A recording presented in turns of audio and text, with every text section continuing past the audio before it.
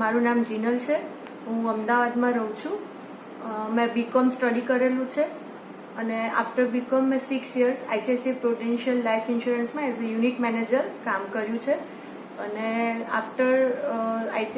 After that મારું marriage થઈ ગયું, સો હું ટ્રાન્સફર થઈ ગઈ કોપરગાંવ નિયર બાય શેરડી. ત્યાં જઈને મેં ઓનલાઈન ક્લોથિંગનો બિઝનેસ સ્ટાર્ટ કર્યો હતો અને અમારી પોતાની કેમિકલની ફેક્ટરી હતી.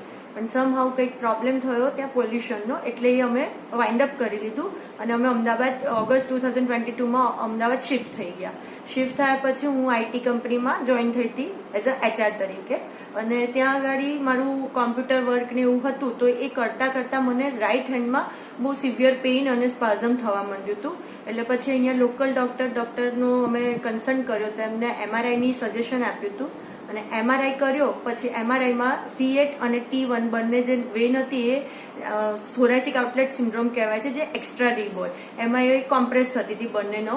સો 1.5 month મેડિસિન પર ગયા, પણ મેડિસિનથી ઇફેક્ટ નહોતી થઈ. સો ડોક્ટરે સજેસ્ટેડ ટુ સર્જરી. એટલે સર્જરીનું સજેશન કર્યું હતું.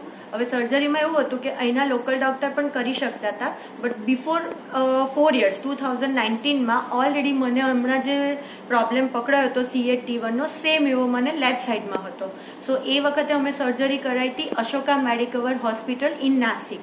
સો અમે એ ડોક્ટરનો જ કન્સર્ન કર્યો કે બીકોઝ એમને પહેલા કરેલું હતું, સો અમને ટ્રસ્ટ હતો.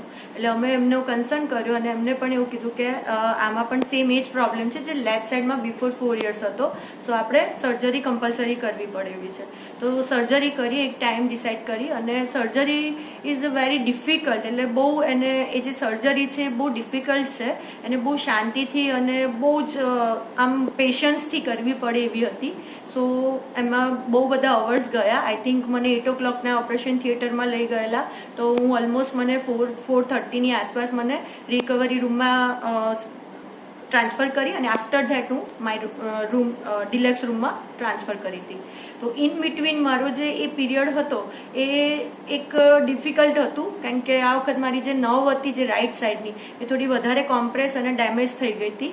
સો ડોક્ટરે આફ્ટર સર્જરી જે મળવા આવ્યા ત્યારે એવું કીધું હતું કે તમારી જે નર્સ છે, જે અહીંયા પિંકસલ હોય છે આપણા, આફ્ટર સર્જરી સરે અમને એવું ઓલરેડી સજેસ્ટ કર્યું હતું કે આ ટાઈમે તમને રિકવરી આવતા 6 month હશે, બીકોઝ ડિફિકલ્ટ હતું અને બહુ બધી નર્સ ડેમેજ બી થયેલી છે અને સ્ટ્રેચ કરી છે વધારે. સો એને રૂટીનમાં આવતા ઓટોમેટિક એને રૂટીનમાં આવવા માટે 4 to 6 monthનો ટાઈમ લેશે આ વખત.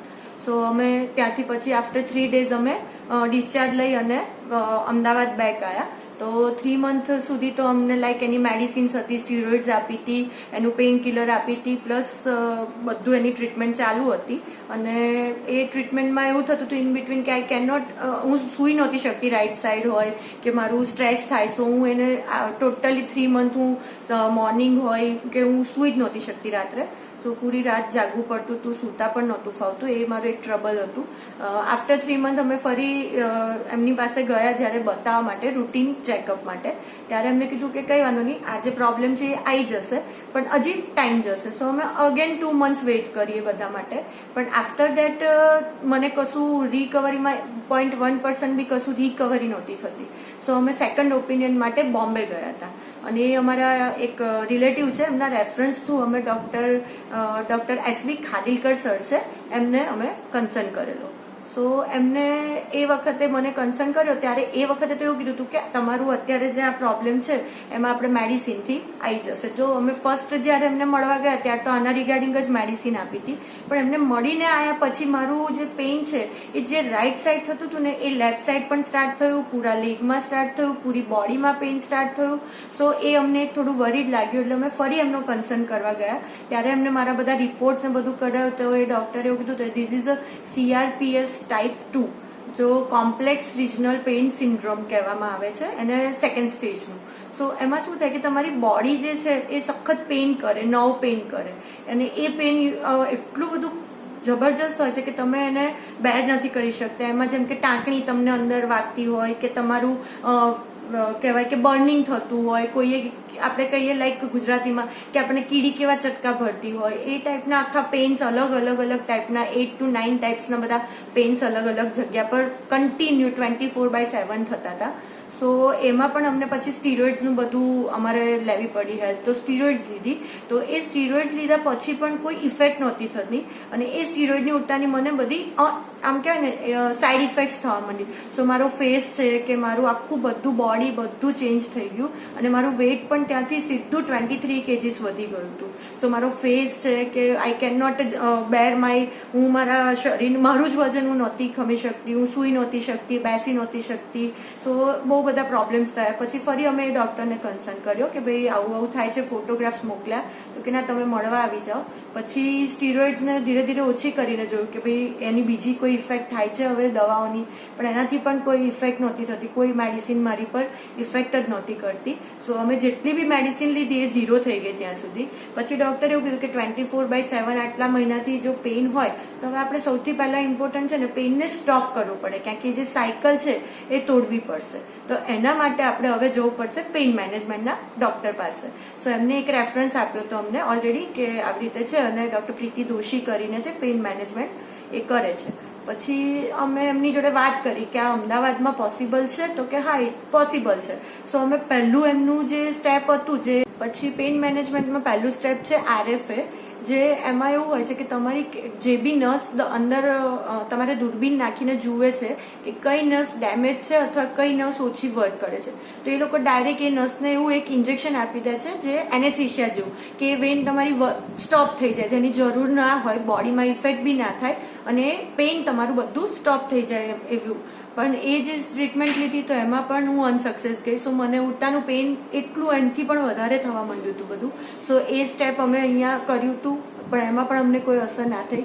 સો ફરી અમારું પેઇન સ્ટોપ નહોતું થતું, એટલે ફરી અમે ડોક્ટરનો કન્સર્ન કર્યો બોમ્બે. તો ડોક્ટરે એવું કીધું કે તમે એકવાર ફરી બતાવી જાઓ, આપણે એવું હોય તો અહીંયાના જ રેફરન્સ આપ્યો તો ડોક્ટર પ્રીતિ દોશીનો, તો આપણે એમની જોડે પેઇન મેનેજમેન્ટ કરાવીએ. તો પછી અમે ત્યાં ગયા. તો પ્રીતિ દોશી ડોક્ટર છે, એમની જોડે અમારે વાત થઈ આખી હિસ્ટ્રી. તો એમને એવું કીધું કે this is the CRPS type 2 થઈ ગયું છે, એટલે complex regional pain syndrome stage 2 પર આવી ગયા છો તમે. સો એમાં શું થાય કે તમારા હાથ છે એ સ્પ્રિન્કલિંગ થયા કરે, એટલે જાતે તમારું બધું સ્પ્રિન્કલિંગ થાય. પછી તમારી બોડીમાં તમે ક્લોથ પણ પહેરી ના શકો, કશું ટચ ના કરી શકો, એર પણ ટચ થાય તો બહુ જ સિવિયર પેઇન થાય, અને કન્ટિન્યુ પેઇન રહે. સો એ પેઇન તમારું બધે આખી બોડીમાં એ રીતે પેઇન થાય. તમારું પગમાં પણ એ રીતે થાય કે જેમ કે તમને ટાંકણી કોઈ મારે છે, પછી તમને કોઈ આમ બર્નિંગ થઈ રહ્યું છે, કોઈ કીડી ચટકા ભરે છે અંદર, તમને કોઈ આમ કેવું કે શોર્ટ્સ આપે છે, આ બધું પેઇન ફૂલ બોડીમાં થઈ ગયું હતું. સો એમને એવું કીધું કે હવે આપણે પેઇન મેનેજમેન્ટની આપણે જે RFA કરાયું એનાથી ના ફેર પડે, તો હવે આપણે કેટામાઇન ઇન્ફ્લુએન્ઝા કરીને 96 અવરનો પ્રોટોકોલ હોય છે. સો એમાં એવું હોય છે કે તમારે ICUમાં રહેવું પડે છે, અને કન્ટિન્યુ પર અવર 2 ml તમારું 1 અવરમાં 2 ml જેટલું તમારી બોડીમાં કન્ટિન્યુ 96 અવર્સ એ જવું જોઈએ. એ જે મારી જે જર્ની હતી it is very difficult, because 96 અવર હું જે ICUમાં હતી એની એ જે કેટામાઇન લીધું છે એની સાઈડ ઇફેક્ટ બહુ જ ખરાબ થતી હતી. જેમ કે મને 4 દેખાય, એટલે તમે જે પર્સન ઉભા હોય તો મને 4 દેખાય. તો હું આ સાઈડ વાત કરું, આ સાઈડ કરું, સાઈડ મારી આઈઝમાં પ્રોબ્લેમ થઈ જાય, વિઝનમાં પ્રોબ્લેમ થઈ જાય, બોલવામાં પ્રોબ્લેમ થઈ જાય, કંઈક અનકોન્શિયસ થઈ જાઉં. સો એ 96 અવર બહુ ડિફિકલ્ટ હોય છે. બટ મારા ફેમિલીને બધાએ મને બહુ જ સપોર્ટ કર્યો. સો દેટ્સ વાય 96 અવર્સ, અને આજે અમારી જર્ની રહી 9 મંથની, એમાં અમે બહુ જ ફેમિલી સપોર્ટ અને મારા પોઝિટિવનેસ, એ લોકોની પોઝિટિવ, એ બધાને લીધે આજે ક્યાંક આગળ આવી ગયા. હવે એ પત્યું તો પણ અમારો પેઇન જે હતું એ મારું કંટ્રોલ જ નહોતું થતું. સો જે દિવસે કેટામાઇન પતી ગયું એ પછી બી મારું પેઇન, એટલે કે એ દિવસે મને 5 પેઇન કિલરની બોટલ ચડાવવામાં આવી હતી, પણ તો પણ એ પેઇન કંટ્રોલ નહોતું થતું. સો એ દિવસે ફરી અમને ત્રીજા સ્ટેજ ઉપર જવાનું કહ્યું, અને એ ત્રીજું સ્ટેજ હતું TNS. એટલે એ એક મેગ્નેટિક થેરપી છે, જે તમારું એક હેલ્મેટ હોય, તમારા જે હેડ હોય એનું પહેલા તમારું માપ લઈ લે, અને કઈ નસ ક્યાં વર્ક કરે છે, ક્યાં ડેમેજ છે, એ પહેલા ફર્સ્ટ ડે એ લોકો ચેક કરે છે. અને પછી એ નસને તમારા બ્રેનમાંથી, એટલે એનું પેઇન જે છે ને એ થતું હોય એ તમને નવ કરી દે છે, તમારું બ્રેન નવ કરી દે કે મને અહીં પેઇન થાય છે, પેઇન થાય છે. એ આખી એક સિસ્ટમ છે. સો એ મને હેલ્મેટ પહેરાવે, અને મારે ત્યાં આગળ 10 મિનિટ્સના સેશન હોય, જેમ કે 10 મિનિટ્સ પછી 10 મિનિટ્સનો બ્રેક, આફ્ટર 10 મિનિટ્સ, એવી રીતે એવા સેશન મેં 24 સેશન કર્યા. એ પછી મને 1 વીક પછી, આફ્ટર 1 વીક એ ટ્રીટમેન્ટ લીધા પછી મારું પેઇન છે થોડું કરતા રિડ્યુસ થવા માંડ્યું. આજે ઓલમોસ્ટ 9 મંથ ઉપર થઈ ગયું, પણ મારું જે પેઇન છે એ જે રાઈટ સાઈડમાં જે મારી સર્જરી થયેલી છે, જે અહીંયા આગળ કહે છે ત્યાંથી માંડી અને રાઈટ હેન્ડ હજી પણ સ્ટીલ વર્ક નથી કરતું, પણ જે CRPS ટાઈપ 2 થયું હતું, જે બોડીમાં બધી બોડીમાં પેઇન થતું હતું, એમાં ઓલમોસ્ટ 70 to 80% એ ટ્રીટમેન્ટ લીધા પછી મારું ઇમ્પ્રૂવ છે. પણ હજી મારું આ ઇમ્પ્રૂવ નથી થયું. સો હવે નેક્સ્ટ મારું જે આવશે એ કદાચ મે બી મારે બીજા સેશન એની માટે લેવા પડશે. સો એ ડોક્ટર આગળ સજેસ્ટ કરશે. અને આ જે એક ડિસીઝ છે CRPS ટાઈપ 2 અને TOS એટલે કે થોરાસિક આઉટલેટ સિન્ડ્રોમ. હવે થોરાસિક આઉટલેટ સિન્ડ્રોમ એ એક એવું છે કે જે કોમન બધામાં હોય છે, પણ મને છે ને એક્સ્ટ્રા રીબ હતી અને એ બંને રીબ, જે કોમન રીબ અને એક્સ્ટ્રા રીબની વચ્ચે બધી વેઇન દબાતી હતી. આ બહુ રેરલી કેસ હોય છે, એટલે એ પણ રેર હતું. અને 2 બાજુ કર્યું એ પણ મારી માટે બહુ રેર ટુ રેર કોઈને 2 બાજુ કરવું પડે છે. અને સૌથી ઇમ્પોર્ટન્ટ કે જે CRPS થયું એ તો બહુ જ રેર ટુ રેર હોય છે. એટલે ડોક્ટરો જે સ્ટડી કરતા હશે, પણ ફિઝિકલી જે પેશન્ટ હોય એ બહુ રેર એ લોકોએ જોયેલા છે. અને એનું જે પેઇન છે એ ઇનબેરેબલ હોય છે, તમે બેર જ નથી કરી શકતા. અને બહુ પોઝિટિવિટીની જરૂર હોય છે. ઇફ પોઝિટિવ ના રહો તો તમે કદાચ એ ગીવ અપ પણ કરી લો, એટલું ઇનબેરેબલ પેઇન હોય છે.